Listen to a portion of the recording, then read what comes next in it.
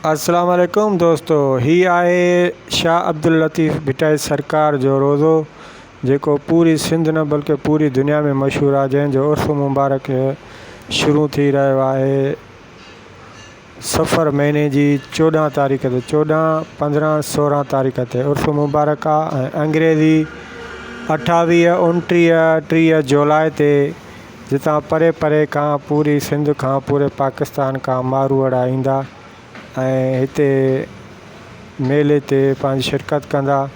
अवां दोस्तनि खे अर्ज़ु आहे त हीउ मेलो तमामु सुकून ऐं ख़ूबसूरत हिसाब सां हूंदो आहे। मुंहिंजो चैनल आहे सालार सूफ़ी वन, तव्हां ॾिसो, सब्सक्राइब कयो, लाइक कयो, अवां जी महिरबानी थी वेंदी।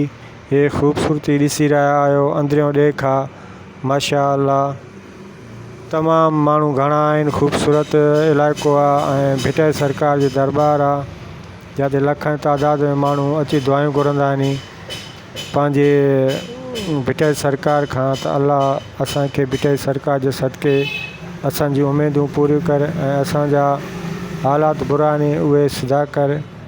ऐं तव्हां दोस्तनि खे इहो अर्ज़ु आहे त हिते अचो, मेले ते घुमो। हीअ मां पंहिंजी हिकु नंढी क्लिप भरे रखी आहे पंहिंजे चैनल ते सालार सूफ़ी वन ते, जेका तव्हां ॾिसी रहिया आहियो। अवां दोस्तनि जी महिरबानी आहे जो मुंहिंजो चैनल ॾिसंदा आहियो परे परे खां। सुभान अल्लाह, हीअ ॾिसी रहिया आहियो लखनि तादाद में, हज़ारनि तादाद में माण्हू घुमी रहिया आहिनि। हीअ भिटाई सरकार जे मेले जो अंदरियों चौगान आहे। सुभान अल्लाह, वॾी ख़ूबसूरती आहे। अल्लाह तव्हांखे ख़ुशि रखे, आबाद रखे। हीअ जेकी गेट आहे इहा अंदरि जी गेट आहे जिते माण्हू अंदरि अचनि था ऐं दुआ घुरनि था, पोइ ॿाहिरि वञनि था। हीअ ख़ुदि जी मुंहिंजी तस्वीर आहे, पंहिंजी व्लॉगिंग करे रहियो आहियां अब्दुर्रहमान, तव्हां ॾिसी रहिया आहियो ख़ूबसूरती।